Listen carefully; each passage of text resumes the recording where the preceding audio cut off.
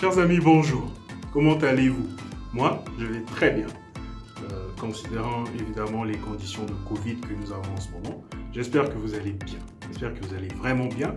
Et je prends vraiment la peine de vous demander 5 minutes. Alors là, pas plus. 5 minutes de votre temps qui est très important et très chargé, je sais. Mon nom est Benza, pour ceux qui ne savent pas encore. Et je vous remercie une fois de plus de revenir sur cette chaîne qui s'appelle ACEE, qui est votre chaîne où nous allons parler évidemment de l'économie de notre pays, le Congo. Et je vous invite donc à suivre ce nouvel épisode qui est acte 2. Évidemment, il y a la première vidéo qui doit apparaître là quelque part. Si vous n'avez pas suivi la première vidéo, suivez-la. Ici, aujourd'hui, par contre, notre thème du jour, c'est l'indépendance du Congo.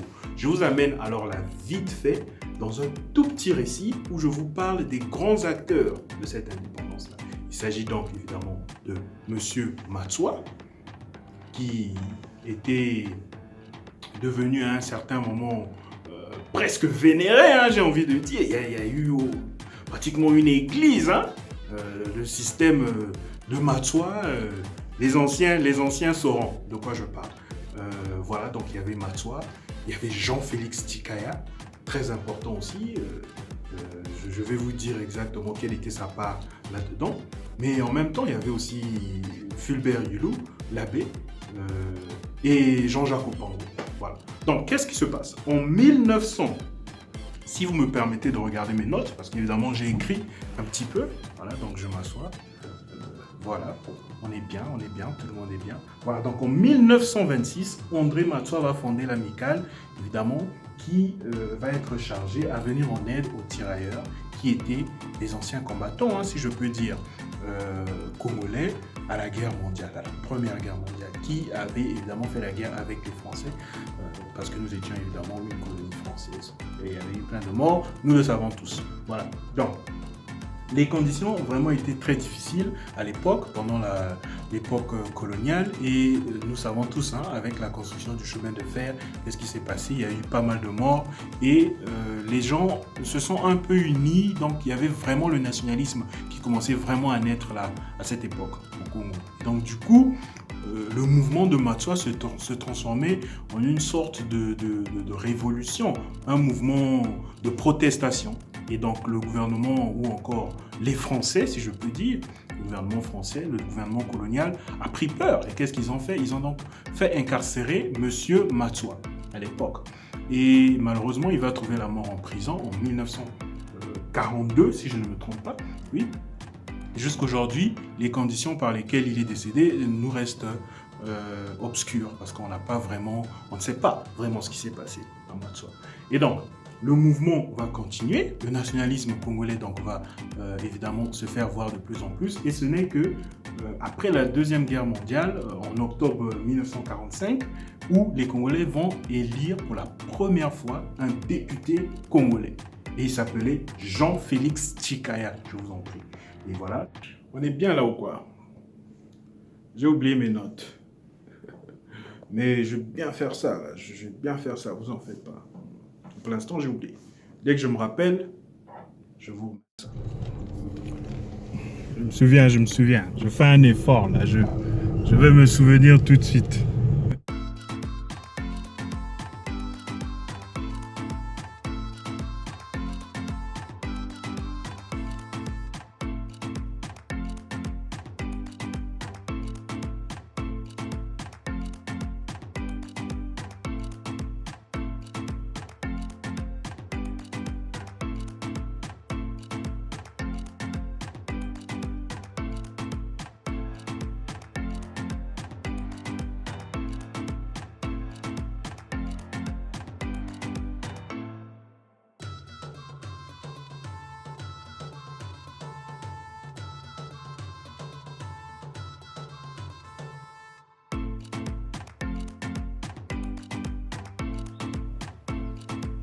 Voilà, donc je me rappelle, Donc, le 21 octobre 1945, les Congolais vont élire pour la première fois un député congolais à la Cour constituante de Paris qui s'appelle personne d'autre que Jean-Félix Tshikaya, le tout premier député congolais. Il va en 1946 fonder le Parti progressiste congolais. Alors le PPC, le Parti progressiste congolais, est une section congolaise du Rassemblement démocratique africain, RD. Curieusement, c'est là que nous voyons Jean-Félix Tikaya s'opposer à Jacques Opango. Et ils sont pris, mais alors là, de vitesse par l'abbé Fulbert Yulu, qui n'est qu'autre que le fondateur, si je peux dire, de l'Union démocratique de défense des intérêts africains. UDDIA, je vous en prie. Il va alors remporter, mais alors là, avec éclat, les élections municipales en 1956. Ce n'est qu'en 1958 que le référendum sur la communauté française va obtenir 99% de oui au moyen Congo. Qu'est-ce que ça fait? Le Congo devient une république autonome, avec Fulbert Yulu comme premier ministre.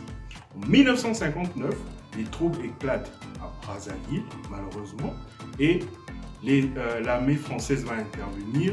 Qu'est-ce qu'ils vont faire? Ils vont mettre l'abbé Fulbert Yulu comme président de la République. Il devient donc le premier président de la République du Congo. Et ce n'est que le 15 août 1960 que l'indépendance est déclarée au Congo. J'espère que vous avez aimé ce petit récit. Si vous avez des questions, n'oubliez pas de les mettre dans la section commentaires en bas. Moi, pour l'instant, je vais vous dire au revoir, mais n'oubliez pas bien sûr de vous abonner. Mais alors là, massivement, parce qu'une fois de plus, c'est une nouvelle chaîne et c'est une chaîne où je vous amène des nouvelles sur le plan économique du Congo à chaque fois. Merci, au revoir.